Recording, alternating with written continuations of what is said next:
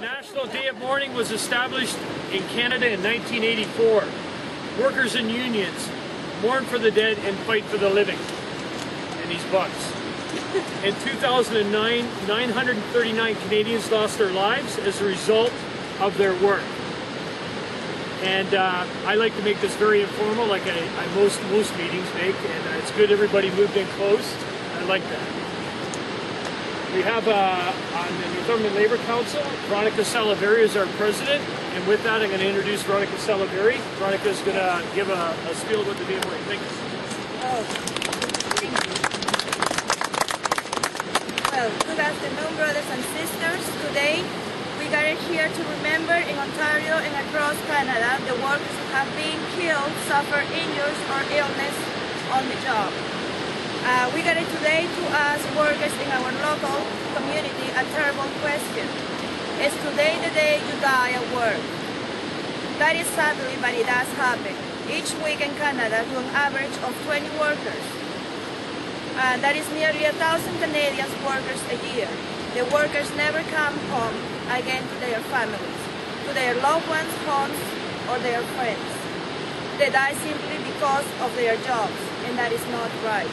In 2010, here in Ontario, 386 workers died last year in a workplace incident, or a fatal disease caused by a workplace conditions. That is outrageous that they die as a result of something preventable. Incidents because of fatal diseases like cancer in their workplaces could also have been prevented. Each April 28, for the past 27 years, Labour Councils like us across Canada have organized these events to date. But why? Why we must continue to mourn the loss of our brothers and sisters? Why do 20 workers die on average week in Canada from workplaces causes that can be prevented? The reason is simple, because we need a greater prevention measures to keep workers safe on the job. We also urgently need greater enforcement of legislation that will punish those responsible for violating safety rules when workers are killed or injured on the job. Existing legislations and regulations must be strongly enforced, not ignored. We want to send a message to federal, provincial and municipal politicians as they ask for workers' votes this year. Let's tell politicians at every level that we want to get tough on crimes. We want more actions by governments to do everything as possible for stop needless workplaces deaths and injuries. We want police officers to investigate these incidents and lay charges. We want Crown prosecutors taking those charges to the courts. But most of all, we want our brothers and sisters to come home safe after work every day. Because no worker should ever have to ask themselves, is today the day we die at work? Thank you, brothers and sisters. There's a monumental moment getting this rock put here. And I see our guest speaker arriving here, Sid Bryan. So, welcome, Sid. Hey. I know this mud that we're standing is nothing that the injured worker stands in, or the fatality that takes place in comparison to that. Sid, I'll invite you to the as guest speaker. Thank you for coming here today. No, pleasure. Thank you. Good to have you, brother. Okay, thank you. So everybody, brothers and sisters, thank you very much for the opportunity to come out here and say a few words. Apologise, I'm a little bit late. I'm notorious for getting lost, and I did it again today. Actually, I just zoomed right past the exit.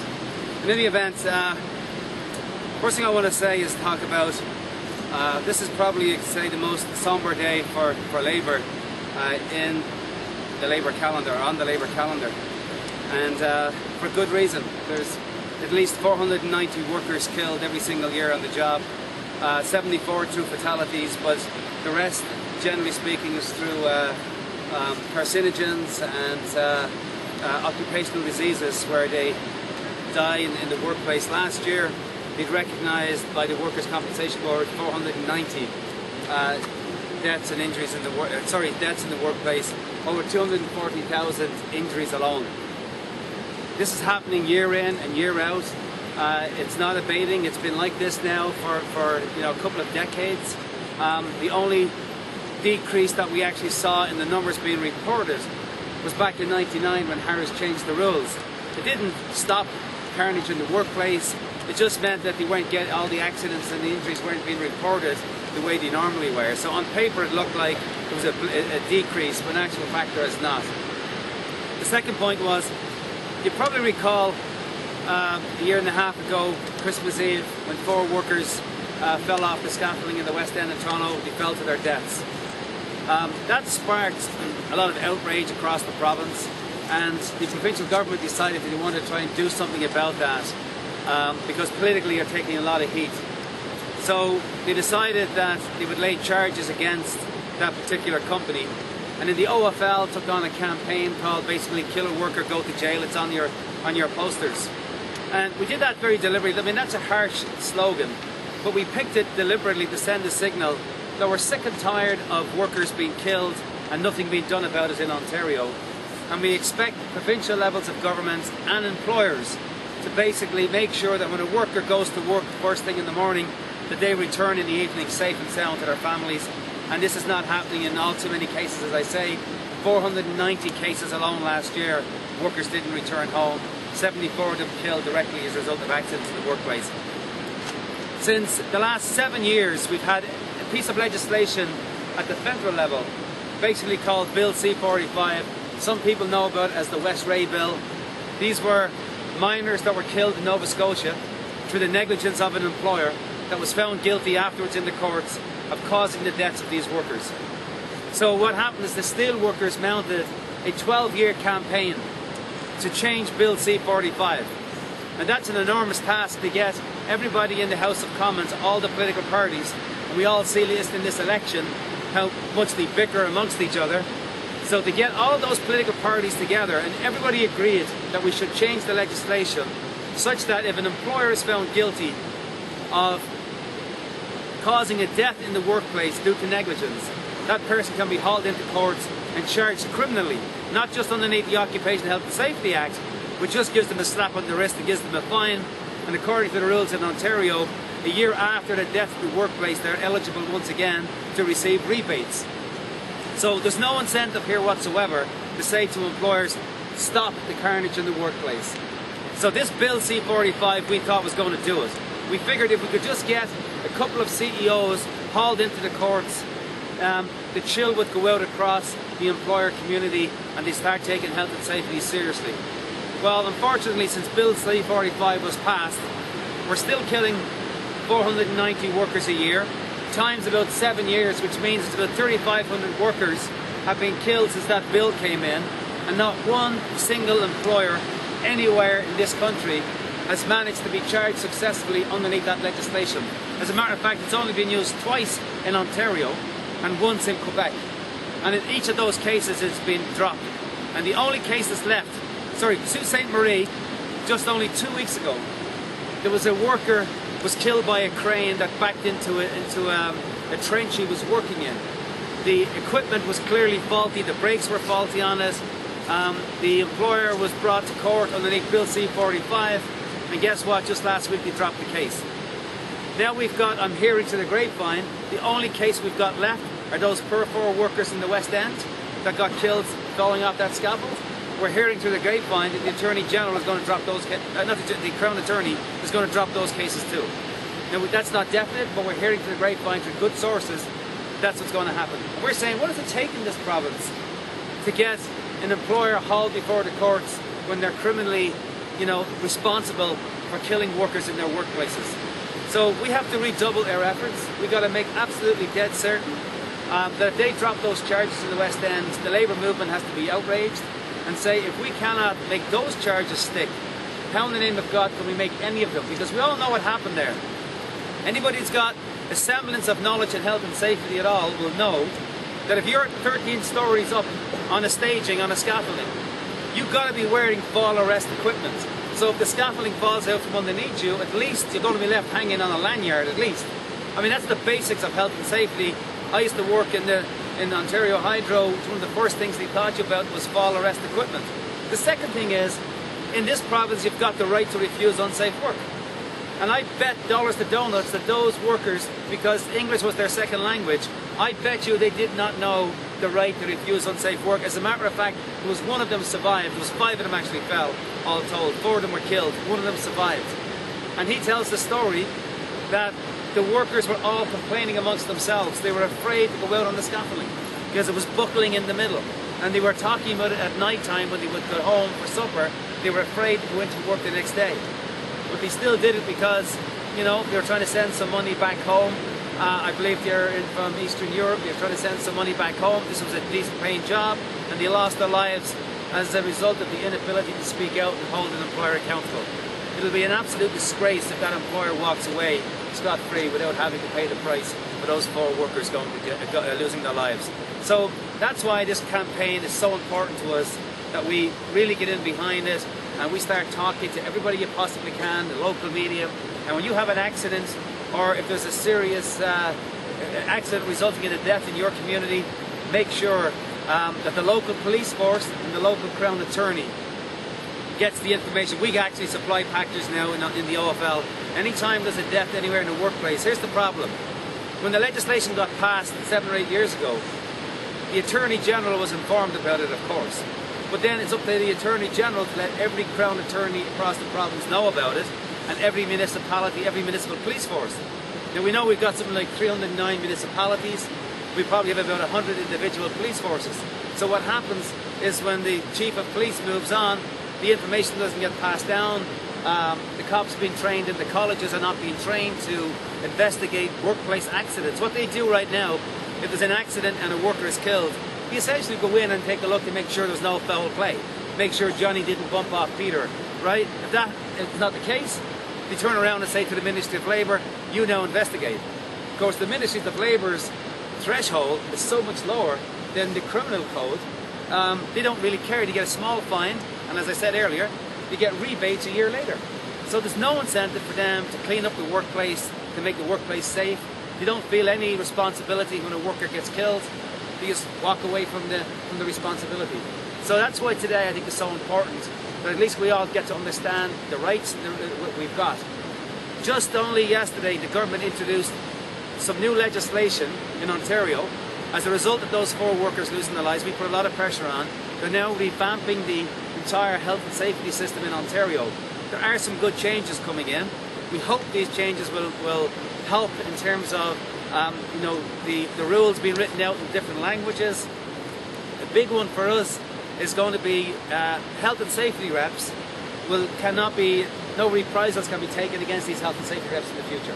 That's a huge issue, because you know what happens when workers come forward.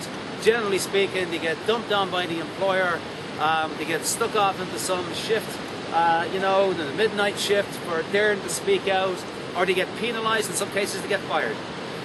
So now we've got reprisals built into the Act. We've yet to put a dollar figure on it, but we've got the basis of some strong language around reprisals. We're also taking the prevention for the responsibility for prevention of health and safety in the workplace, for accidents in the workplace. That responsibility used to rest with WSIB, and Harris stuck it in there about 10 years ago. The WSIB is basically an insurance scheme. It's not set up to investigate accidents. It's not set up to help people identify hazards in the workplace. It's not set up to do some training the way it should be done. So we all fought for to take it out of the WSIB and put it into a separate entity. And that's what's part of this legislation, this Bill 160. That change is going to take place. So a lot of people believe if we get what we're asking for in the legislation, if the language is there when they bring in the final amendments, we will have a good Health and Safety Act that's better than what we have today, and I'm hoping it'll help to reduce the carnage in the workplace. So that's the job that we've got. We've got to stop this killing of workers and this injuring and maiming. By the way, out of that 240,000 workers that's killed every year, these are not just simple little back injuries. Some people are losing their arms, their legs, their eyesight. You know, there's some serious problems there. And the last point I want to make, there's a group of workers out there, Oniwake they're called, they're the injured workers of Ontario. These are the most vulnerable workers. They've been basically cast aside by everybody, kicked out of the workplace because they had an accident to no fault of their own. They end up, in most cases, on a pension plan that's only a pittance. You have no political clout whatsoever. You get like less than 0.5% of an increase from the Ontario government. Now this has gone on now for 10 or 12 years. They're living below the poverty line, and they're all in your community. And they were your members. If you belong to a trade union, they were your members. They were in the same workplace as you were in. Through no fault of their own, they lost a job, and we forget all about them. And I think it's incumbent upon us, if they're in your community, find those injured workers, bring them into the Labour Council, give them some help, help them politically, because the only way they're going to get a decent, fair shake out of this government, or any government, is they politicise themselves, and we politicise the plight of injured workers in this province. That is something that we have a responsibility to do as a Labour movement. So hopefully go out there and find out who these organisations called Oniwig, they're all over the province. I'd love to see them tied into your Labour Council. I'm going to try and give them a seat on the OFL Executive Board, so that every union leader in the province gets to hear their stories for themselves. And I would ask you, maybe think about it, if you have through your Labour Council, maybe give them a seat on your Labour Council, an ad hoc seat, maybe voice, maybe no vote, wherever, but at least let them into the political structures of the Labour movement so they can tell their stories, because they're heartbreaking. Believe me, I see them. We have a demonstration every Christmas, just before Christmas, outside of the Ministry of Labour on University Avenue, and there's some heartbreaking stories they've got to tell. The same people show up, they're frustrated, they're angry, and I don't blame them. So that's what happens when you have all these accidents in the workplace, the fallout and the hurt. Besides people get killed, those who are injured also suffer a tremendous amount. So I ask you, get in behind those folks. So thank you very much for the opportunity to come out here and say a few words. I apologise about last year. I know I let you down at the last minute. I was off doing something else. I forgot what it was. I think it was caught up in Windsor in a strike situation. But anyway, my apologies. It's been a pleasure to come out here today and keep up the fight for workers, those who are living, of course, and help the families of those who've lost their lives. Thank you very much. Thanks, Sid. It is really a somber day, and I think the point that Sid made about the federal legislation, that would be my job when I go to Ottawa on Tuesday. Yay! Yeah! Because there is an orange wave coming right across this province, and we are a tsunami, thank you. And it is going to happen. And we will be there to work on behalf of unions and labour rights and helping those unfortunate people that have suffered from workplace injuries and disabilities, because they do not get enough support from our governments. And that's what we'll be there to fight for. So thank you very much.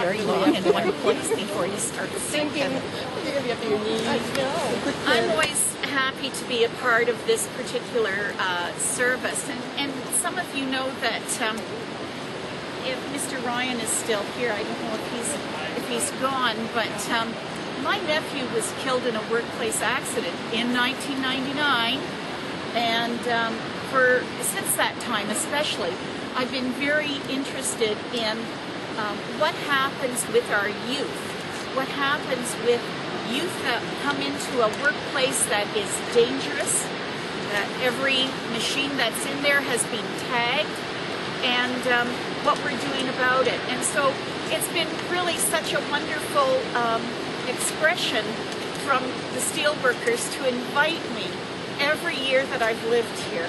And I just want to say thank you so much for allowing me to be a part of this. It's always one of the most touching things that I've been a part of since I've been here. And so I ask you now if you'll take a moment of silence and let's remember those that have been injured. Let's remember the families that have been left behind. And let's take this moment of silence.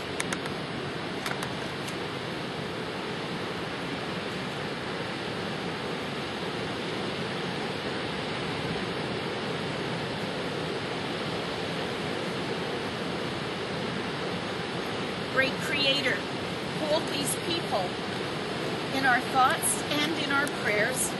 We ask this day, and so be it. comment? I had the opportunity to instruct some steelworkers today on health and safety during the week, and it was really a great honor to do that.